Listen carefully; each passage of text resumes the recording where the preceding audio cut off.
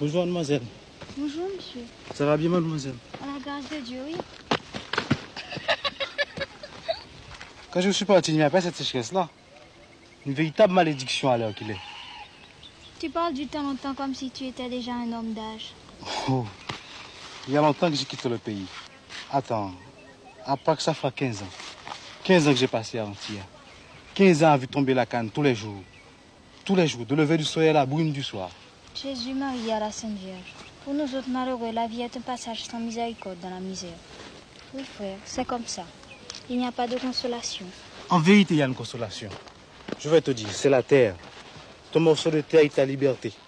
Alors tu vois ton champ mûr couché devant toi le matin sous la rosée, et tu dis, moi un tel, gouverneur de la rosée, l'orgueil rentre dans ton cœur. Oui, mais la terre ne donne plus rien.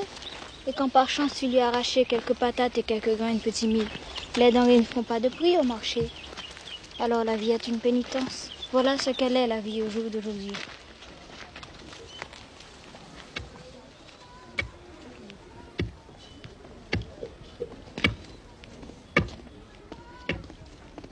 Comment c'est Elia? Bonjour. Et bonjour, belle soeur Anaïs. Comment va tout le monde, ma belle négresse? Tout le monde est bien, ma commère. Et toi-même? Pas plus mal, non? Sauf mon homme qui est couché avec la fièvre. Mais ça va passer. Oui, cher, ça va passer avec l'aide du bon Dieu.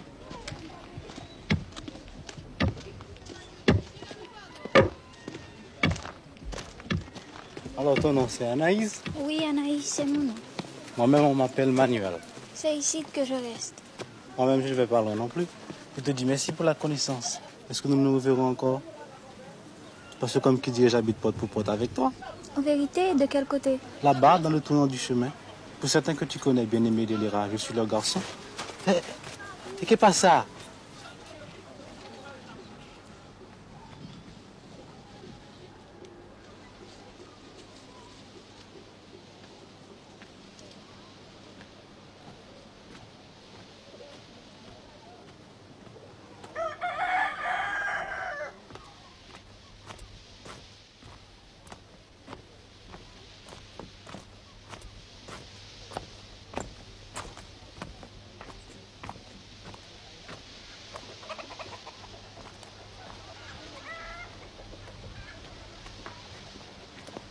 Petit point, oh, petit point, oh, petit point, oh, petit point, petit point, petit point, petit point.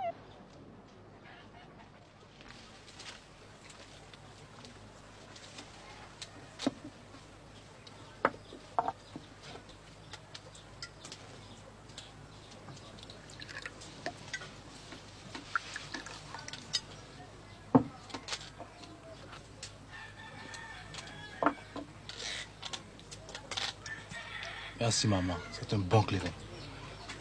Je vais prévenir le voisinage.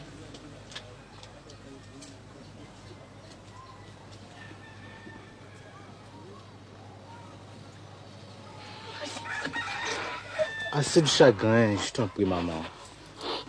Depuis ce jour d'aujourd'hui, je suis ici pour le restant de ma vie. J'ai dérivé dans les pays étrangers. J'ai vu la misère face à face. Mais je me suis débattu avec l'existence pour retrouver le chemin de ma terre. C'est pour toujours. Assieds-toi, je t'en prie, maman.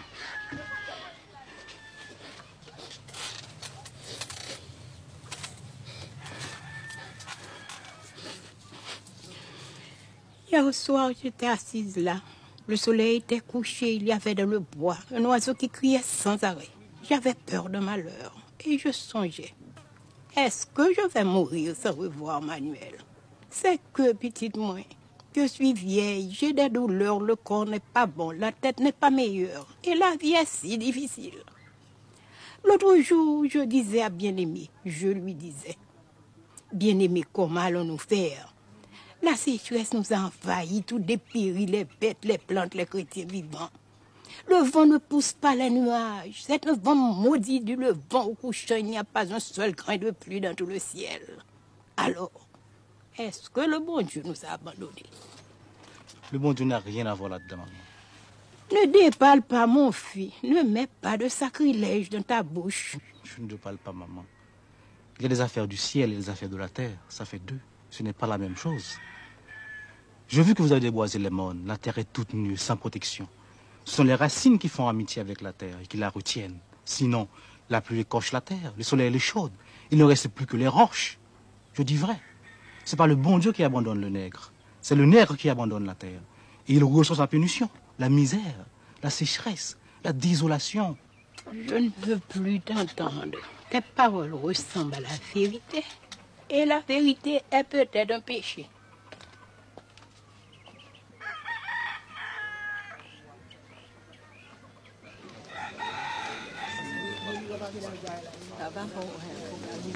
Bonjour tout le monde. Bonjour cousin.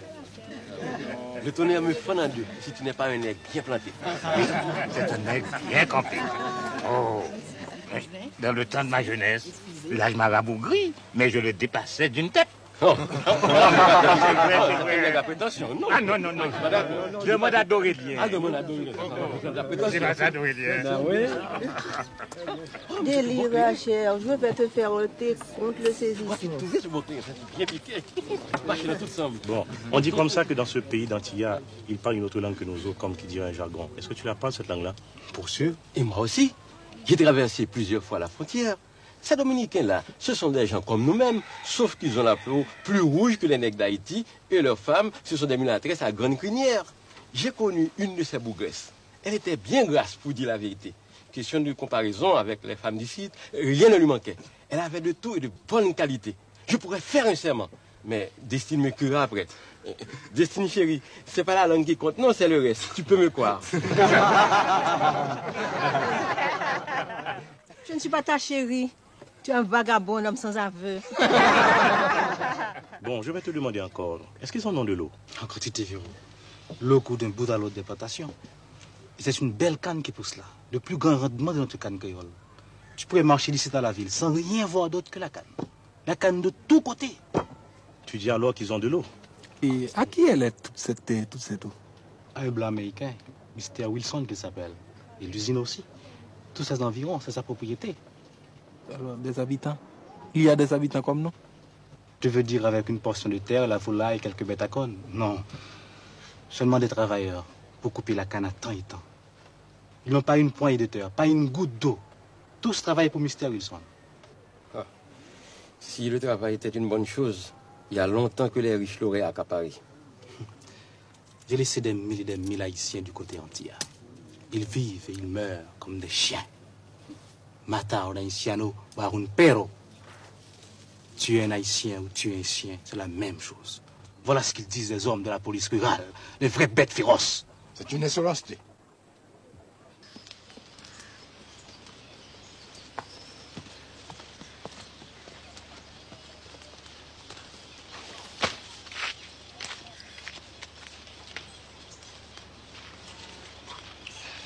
Je te salue, Manuel. Je te salue, Anna. Alors tu es venue? Je suis venue, tu vois, mais je n'aurais pas dû. Toute la nuit, j'ai lutté, toute la nuit, j'ai dit non. Mais au matin, je me suis levée au chant du coq. Et j'ai été au bout pour avoir une raison de sortir. Et tu as une bonne vente au marché? Adieu, mon frère. Quelques mesures de maïs, c'est tout. Manuel, oh, Je t'écoute, oui, Anna. je suis une négresse sérieuse, oui, tu sais. Aucun garçon ne m'a touchée. Je suis venue parce que je suis sûre que tu ne seras pas abusant. Pourquoi que j'ai confiance en toi? Pourquoi que j'écoute tes paroles? La confiance, ça vient tout naturel et tout vrai. Avec un regard, ça suffit pour savoir la vérité ou la menterie. Depuis le premier jour, tu m'entends, Anna? Depuis le premier jour, je savais que tu n'avais pas de fausseté, que tout était clair en toi, et propre comme une source, comme la lumière de tes yeux. Ne commence pas avec les galanteries, ça ne sert à rien et ce n'est pas nécessaire. Moi aussi, après notre rencontre sur la route, je me disais en moi-même, il n'est pas comme les autres et il a l'air bien sincère. Mais quel mot il parle? Jésus, Marie-Joseph, c'est trop savant pour l'entendement du mari. Ne commence pas avec le compliment, ça ne sert à rien, ce n'est pas nécessaire. Souris comme la touterelle. Et je vais m'envoler comme elle si tu continues tes flatteries.